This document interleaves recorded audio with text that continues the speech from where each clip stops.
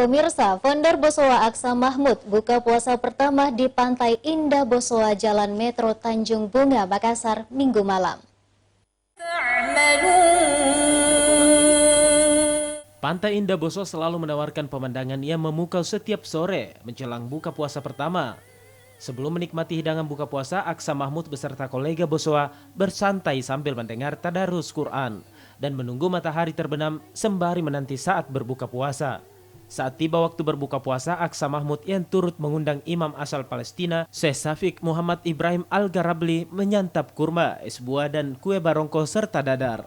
Aksa Mahmud mengatakan kegiatan buka puasa bersama di Pantai Bosowa Indah ini rutin dilakukan beberapa tahun terakhir dan akan dilaksanakan setiap tahun.